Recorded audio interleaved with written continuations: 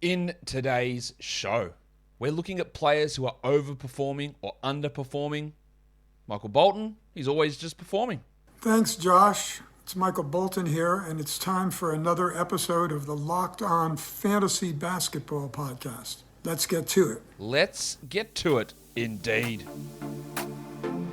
You are Locked On Fantasy Basketball, your daily fantasy basketball podcast, part of the Locked On Podcast Network.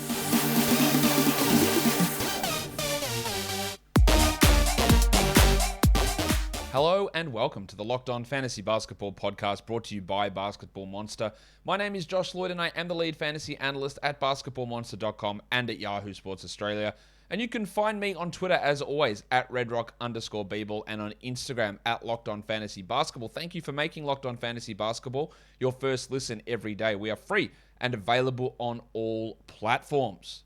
We're here in what used to be called the Buy Low, Sell High show, but most trade deadlines have passed, hopefully. So we're just looking at guys who are outperforming that you might expect a regression from, guys who are underperforming that we're expecting to step it up over the coming days and weeks. So, Warnie. Let's get it on, Gilly. All right, let's go back 2 weeks to see how we did when we did the Week 20 Buy Low, Sell High show and see how those guys panned out. Donovan Mitchell was a buy low. He was 50th. And then he is 34th over the last 2 weeks. Slight win there. Still could be better. LaMelo Ball was 66th. He's up to 16th over the last 2 weeks. It's a pretty big win. Valanciunas was 93rd, and he has stepped up to be 31st over the last 2 weeks. That was an obvious one, and he stepped it right up.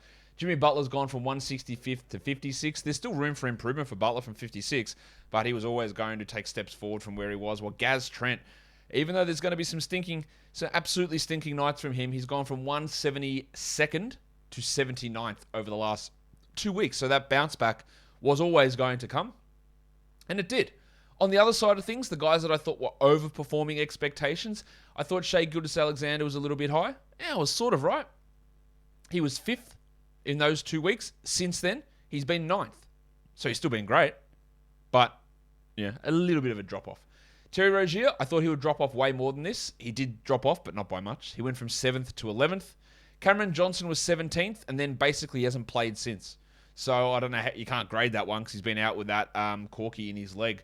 So we can't grade that one. Tyrese Maxey, this one was the dog's balls of the day. He was 23rd over those 2 weeks leading up to week 20, and then since then he's 168th. The reality for Tyrese Maxey is somewhere in the middle. But as I banged on about back when we did that show, there was no way he was going to maintain that level of shooting.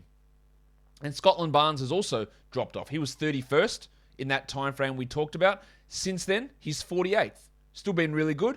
The absence of OG Anunoby has obviously boosted his value as well as improvement from Barnesy.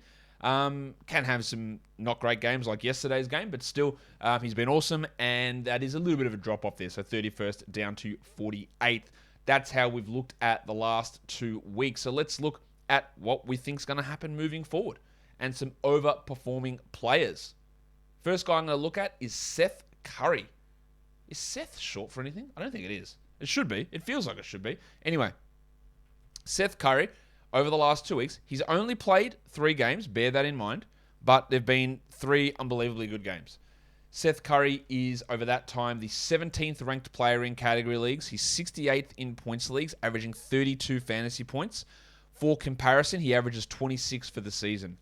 The numbers on Seth are really impressive. Obviously, 20 points per game he is averaging. He's doing that by hitting 58% of his shots, which includes 52% from 3 and 73% from 2. Now, he's shooting unbelievably this year. 61% true shooting for a guard is great. That's 42 and 56 from 3 and 2 respectively.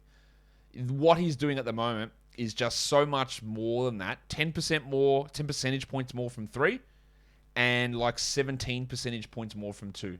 It's just not realistic for that to continue. Usage stays the same. And then he's pairing all this with a tripling of his steal rate.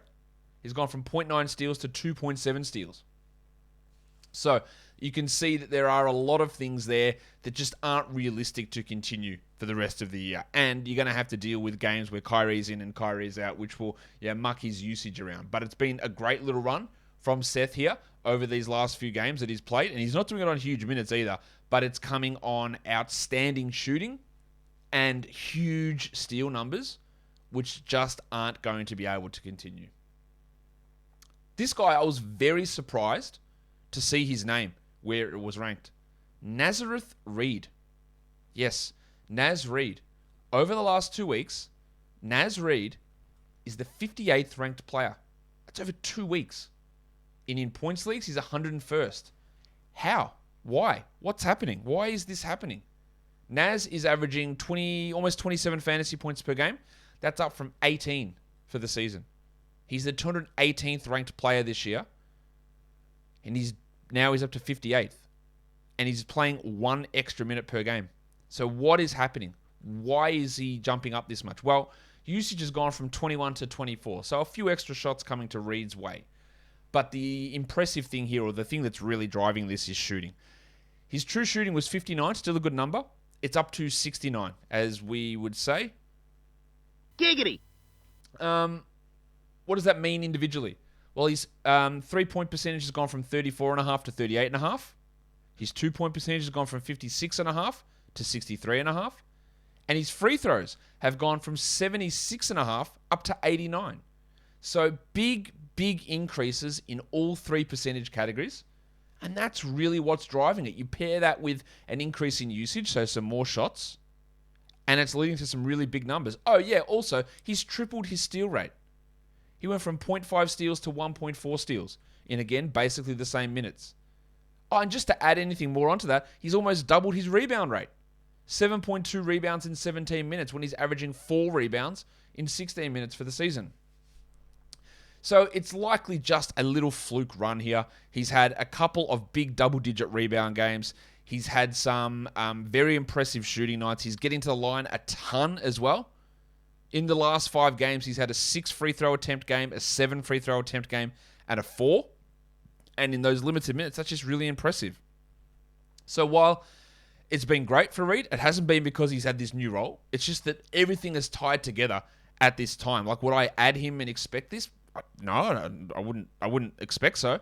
But in terms of a guy who used to be a massive negative in field goal percentage, now he's helping your field goal percentage and helping your free throw percentage to a pretty significant degree. I don't think that I trust it, but the free throws in particular, that's happened over the last 2 months. He's at 82% over the last 2 months. And even his overall efficiency is way up from the start of the season over the last couple of months. So there is improvement in Reid for sure, but I would say probably not. The expectation shouldn't be to have him improve to this level as we move forward. But college basketball, Naz Reid used to play college basketball. That's my tenuous transition. He played for LSU, I believe. And college basketball is still going. I couldn't tell you if LSU is in the tournament or not. I think they were. I don't know if they still are. Anyway, that's beside the point. For all the latest odds, contests, and player props, BetOnline.net is your number one source for all of your sports betting needs and info. BetOnline remains the best spot for all of your sports scores, podcasts, and news this season. It's not just basketball. BetOnline is your continued source for all of your sports wagering information needs, including live betting and your favorite Vegas casino games. So head to the website today or use your mobile device to learn more about the trends and the action. BetOnline is where the game starts. I started taking athletic greens because I just didn't think that I was getting enough nutrition every day. I wasn't eating enough veggies. I wasn't taking care of myself. I wasn't getting those vitamins in. And I didn't want to have to take a million vitamin capsules to help supplement that. So AG1, as the cool kids would call it, it's a green powder that's basically just veggies, vitamins, minerals, superfoods, all put into that one scoop, and that's all you have to take each day. It's so easy to do. In a cup of water, give it a shake around. They give you even a little bottle that they sent to me, which is cool as well. Chuck it in there, shake it around, and drink it. It tastes fantastic, and it's less than $3 per day for this unbelievable amount of nutrition. They're also sending us some vitamin D for the month, for a year as well. So it's time to reclaim your health and arm your immune system with convenient daily nutrition. It's just one scoop in a cup of water every day. That's it. No need for a million different pills and supplements to look out for your health. And to make it easy, Athletic Greens is going to give you free 1-year supply of immune-supporting vitamin D and 5 free travel packs with your first purchase. All you have to do is visit athleticgreens.com/NBA Network. Again, that is athleticgreens.com/NBA Network to take ownership over your health and pick up the ultimate daily nutritional insurance. Let's go to the next overperforming player. And I think that is Lauri Markkanen of the Cleveland Cavaliers. Markkanen, Yes, he's putting up some very strong numbers. Some of that is due to Jarrett Allen's absence, no doubt. The 36 minutes that Markkanen is playing, there's a big Jarrett Allen component there. But he's doing that thing that we talk about where you have the increase in minutes, you have an increase in playing time and role, and then pairing that with a huge jump in efficiency. He's shooting almost 68% from 2 over that time frame. He's at under 54 for the year. So that is just a gigantic increase. So basically, it's been a 6-game sample of him just hitting everything. His 3-point percentage is at 41, which is good. And it's not out of the realms of possibility that he could continue to be a 41% guy. I don't believe that he will be, but he could be. Maybe 39, maybe 38. That's possible. He's at 35 for the season. But jumping up exactly 14 percentage points on your 2-point numbers really, really helps. And he's doubled his steal rate. He's not a steals guy normally, but he's at 1.5 steals over the last 6 games. That's really jumping that up. So you add 5 extra minutes on, you bump up the efficiency through the roof from 44 field goal percent to 53. That's the turnaround. And he's 50. I didn't mention he's 52nd in category leagues and 69th in points leagues when he's only 101st for the season. Now I think he can be inside the top 100 as we move forward, but it's really this efficiency that's driving what Markkanen is doing, as well as a big uptick in steals. And I don't think that both of those things are going to be able to continue. If you want to talk about uptick in steals, Bob Covington, he's 33rd over the last 2 weeks. It's only a couple of games for him, 78th in points leagues, but he's just on the back of big defensive numbers. It's simple as that. He's played 26 minutes a night. He's had 6 steals over the 2 games that he's been back. 3 steals and 3 steals. All right, one game he had 18 points with 4 triples. The other he had 7 points. It's just that big steal number. Now, 2 steals a game for Rob Covington? Possible. I wouldn't want to rely on it, but that is possible. 3 steals? No way. He's also shooting 45% from the field. Now, he is under 40 for the season. That's a big difference.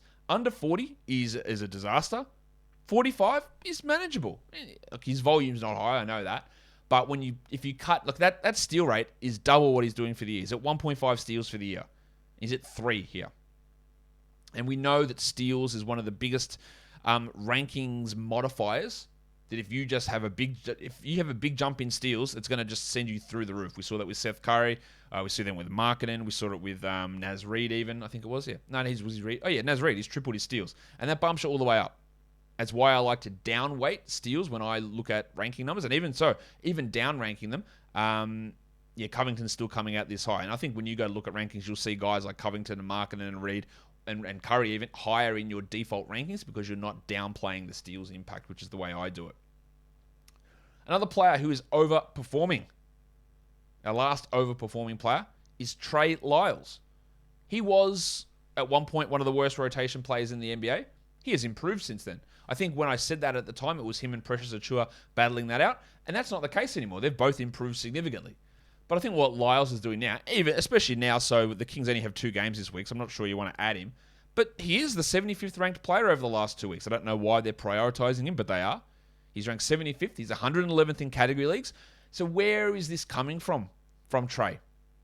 Well, he's shooting 32% from 3 for the season. He's up to 46 over the last 2 weeks. But to be fair to him, over his last 25 games, he is shooting 41% from 3. So maybe there's a turnaround there.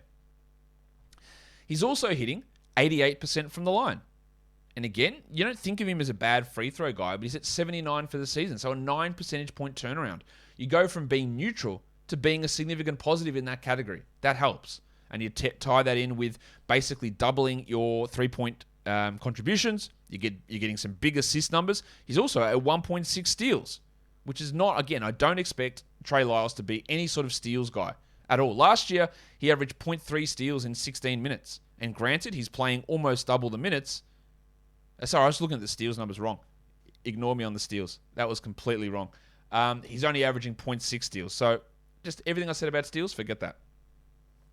The rebound numbers are up for him, 7.4, 12 points, but it really is just that shooting. The 58% from 2, 88% from the line, and 46% from 3.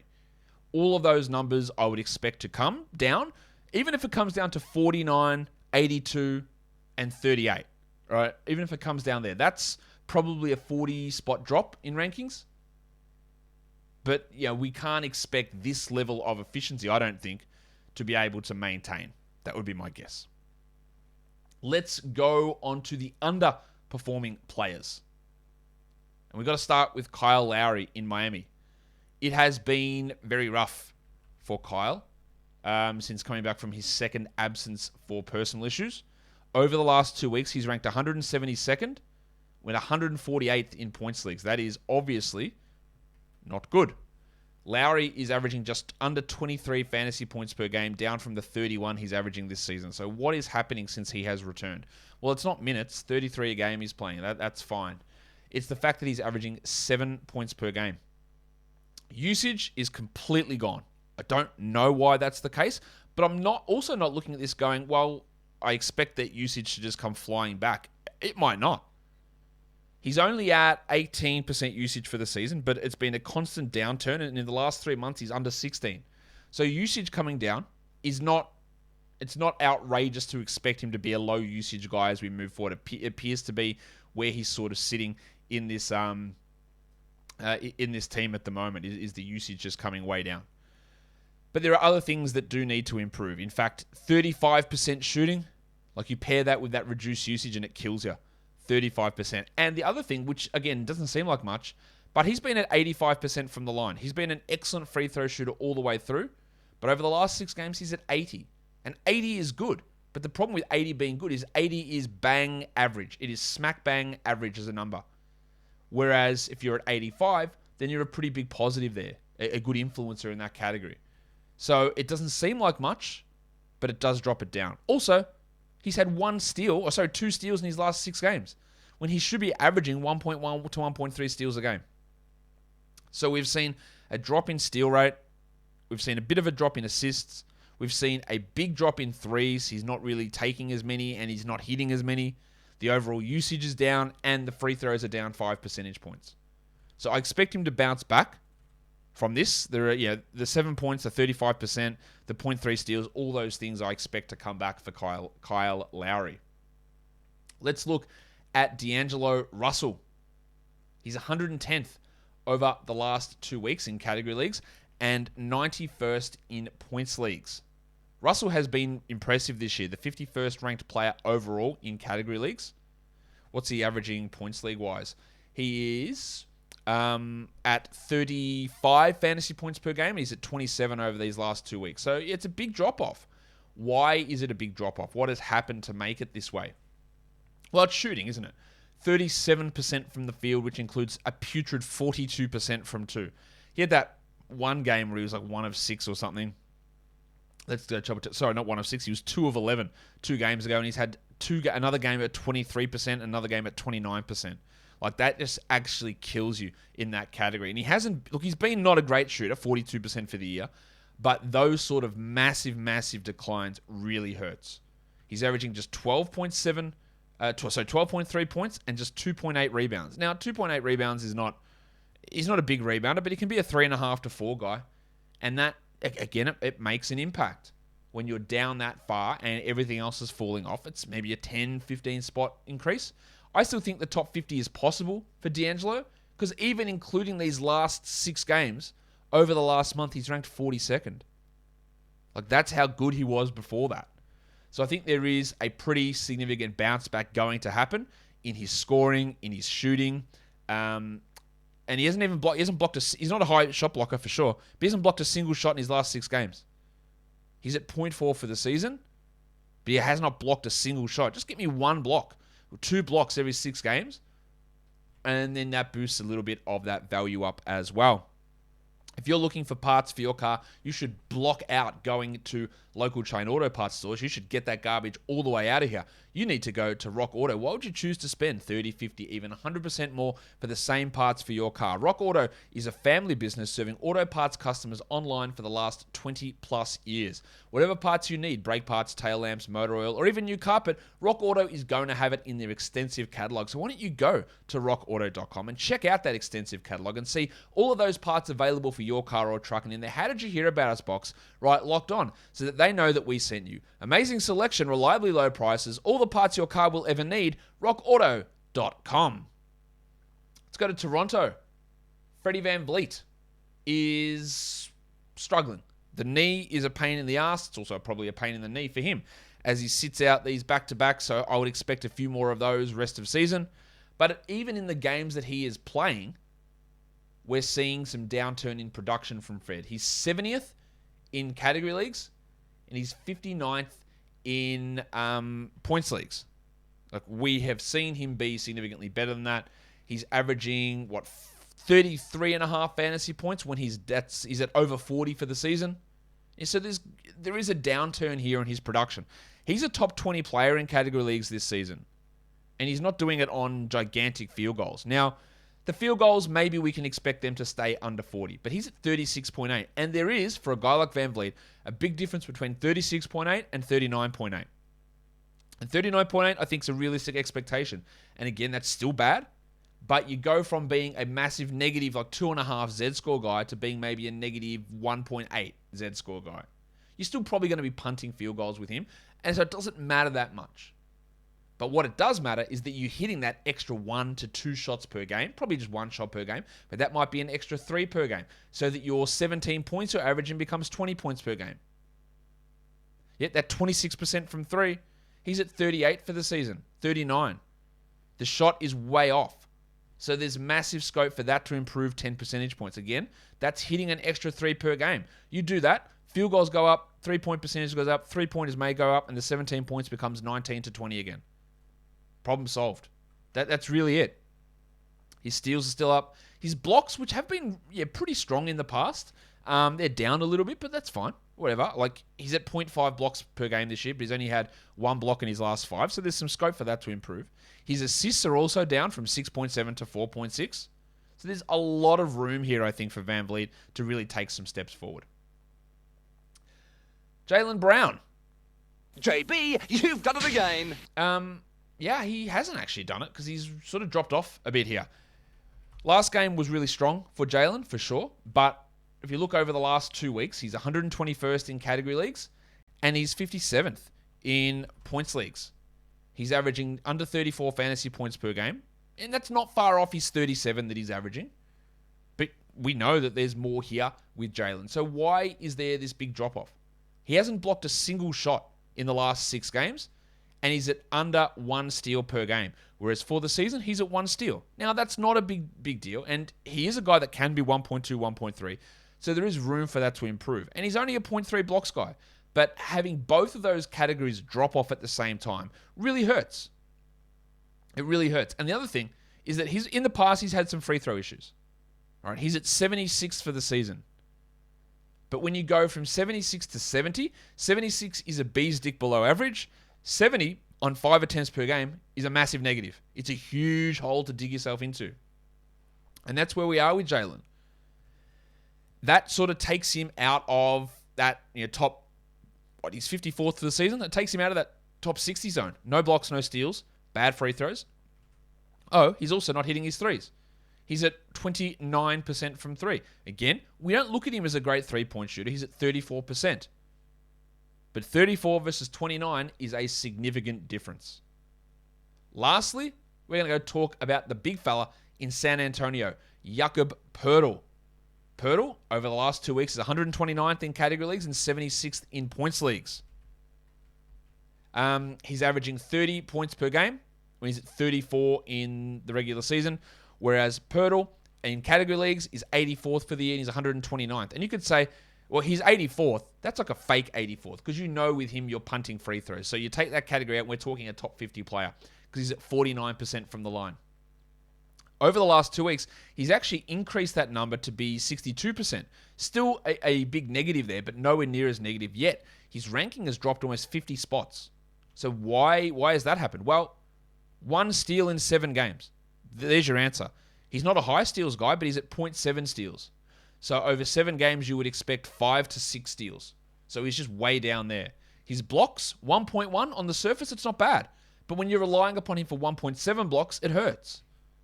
And his field goal percentage at 58.5 is still good, but he's at 62 for the season. And again, these things don't seem like much. 1.1 blocks and 58.5 is a solid number, but it's nothing compared to 1.7 and 62%. And those steals from 0.7, not a great number, but 0.1, an abysmal number. And that is what has fueled his numbers to drop. He's also seen a drop in his assist numbers, which had been a pleasant surprise this season. Just 2 assists per game over the last 7 versus 3 for the season. Again, 2 versus 3, not a big difference, but it's a drop. It's a 33% decrease. And that's significant enough to when all of these other things turn down at the same time, with the exception of free throws, which went up. When everything else turns down, it leads to a 50-spot drop in rankings. Now, he is going to be hard to hold because of the 2 games, but if you're in a punt free throw situation in a category league, we expect an uptick in his production, then I think we can have a level of faith that maybe that's going to be enough for you. It might not be, but that's going to be personal view of your team and your squad and how it makes sense. But he's definitely on the fringes with this recent downturn in production and now the 2-game week. And that will do it for me today. Don't forget to follow this podcast on Apple Podcasts, Google Podcasts, Stitcher, Spotify, and on the Odyssey app. If you are here on YouTube, why don't you give it a thumbs up and leave your comments down below. Guys, we are done here. Thank you so much for listening, everyone. See ya.